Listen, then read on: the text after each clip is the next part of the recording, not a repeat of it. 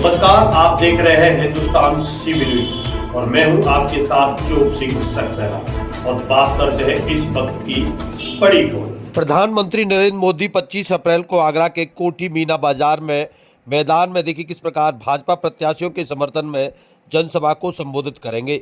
भाजपा और प्रधानमंत्री के लिए कोठी मीना बाजार मैदान लग रहा है। प्रधानमंत्री नरेंद्र मोदी यहां पर पहले भी 3 रैली को संबोधित कर चुके हैं। प्रधानमंत्री की सभा को देखते हुए सुरक्षा के कड़े इंतजाम किए गए हैं। ऐसे में रूट भी डाइवर्ट रहेगा। कोठी मीना बाजार की ओर से वाहन नहीं आ सकेंगे। गुरुवार सुबह समाप्त होने पर प्रधानमंत्री का काफिला रवाना होने तक कोठी मीना बाजार आने वाले सभी वाहनों को देखिए प्रवर्तित किया जाएगा। वहीं आपको बता दें, सिविल सोसाइटी ऑफ आगरा के पदाधिकारियों ने यहां धरना देने की बात कही थी। उनका कहना था उन्हें परमिशन नहीं मिली है, इसलिए वो धरना न देकर आज एक प्रेस कॉन्फ्रेंस कर रहे हैं। उन्होंने कहा था कि देश के प्रधानमंत्री नरेंद्र मोदी पहले भी आगरा में रैली कर चुके हैं और उन्होंने आगरा में एयरपोर्ट बनाने की घोषणा की थी, तो अंतर्राष्ट्रीय स्टेडियम बनाने की भी घोषणा की थी। इस प्रकार उन्होंने स्टेडियम के साथ साथ आगरा को स्मार्ट सिटी बनाने की भी बात की थी, परंतु उनकी किसी भी समस्या और किसी भी घोषणा पर अभी तक अमल नहीं हुआ है, जिसको लेकर आज उन्होंने एक प्रेस कॉन्फ्रेंस की है। तो जानने का प्रयास करेंगे क्या क्या उनकी समस्या है और किस प्रकार वह प्रधानमंत्री नरेंद्र मोदी से उम्मीद रखते हैं।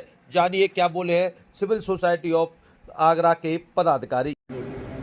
मैं सबसे पहले सिविल सोसाइटी को धन्यवाद दूंगा कि जो 2013 में माननीय प्रधानमंत्री महोदय ने आगरा के लिए वादे किए थे, आज फिर दोबारा प्रधानमंत्री कल आ रहे हैं, तो उन वादों को याद दिलाने के लिए। जैसे प्रधानमंत्री जी का सबसे पहला वादा था, पूरी मजबूती के साथ उन्होंने बोला था कि हमारी सरकार आएगी तो हम सबसे पहले आगरा में इंटरनेशनल एयरपोर्ट चालू करेंगे। दूसरा उनका था कि आगरा में हम इंटरनेशनल स्टेडियम बनाएंगे। तीसरा था कि हम आगरा में बैराज बनाएंगे।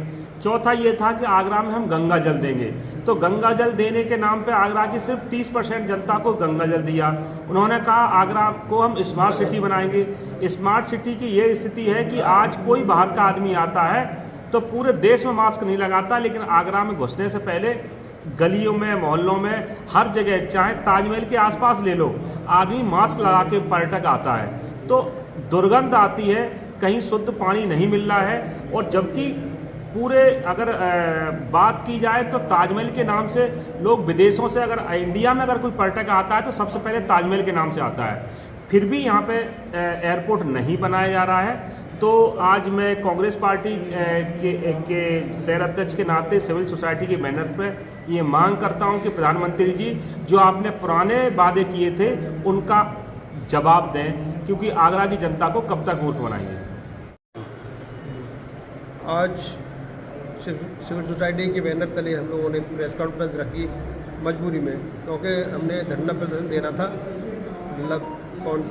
तो हम बुलाए गए थे परमिशन के लिए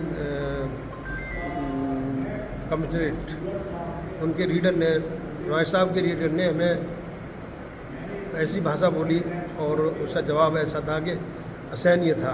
उन्होंने कहा रीडर को परमिशन नहीं मिलेगी। तो उसके बाद फिर हम ADM साहब के गए, वहाँ भी परमिशन नहीं मिली। तो इसलिए आज प्रेस कॉन्फ्रेंस रखी हवाई अड्डे के लिए, जो प्रधानमंत्री जी वादा कर गए थे।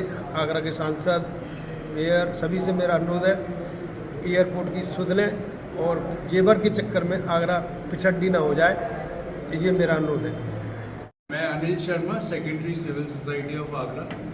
आज जो हमने प्रेस कॉन्फ्रेंस की है, हमने प्रशासन से धरना करने के लिए निवेदन दिया था। उस पर अभी कोई स्पष्ट हमको जानकारी नहीं है। हम धरना देना चाहते थे कि प्रधानमंत्री 25 तारीख को आ रहे हैं और आगरा का जो एयरपोर्ट है सिविल एनक्लेव, जो 2013 में वो प्रॉमिस करके गए थे, अभी तक 11 साल हो गए हैं, अभी तक नहीं बना है। हम ये भी कहना चाहते हैं कि जितने भी एयरपोर्ट भारत में हैं वो सब लॉस में चल रहे हैं। अगर आगरा का एयरपोर्ट बना दिया जाए तो पूरी प्रोबेबिलिटी है, क्योंकि ये इंटरनेशनल सिटी है, इसमें प्रॉफिट होगा। और दूसरा बात हम ये कहना चाहते हैं कि आगरा के एयरपोर्ट को जेवर इंटरनेशनल एयरपोर्ट बनाने के लिए रोका जा रहा है, क्योंकि इसमें स्विट्ज़रलैंड की जो कंपनी है उसका हमको पूरा हमको बिलीव है कि उसके कहने पे आगरा का जो एयरपोर्ट है वो रोका जा रहा है। बिड हो गई है, सारा कुछ हो गया है, लेकिन और इसी के साथ जुड़े रहें आप हमारे साथ और देखते रहें हिंदुस्तान CB न्यूज।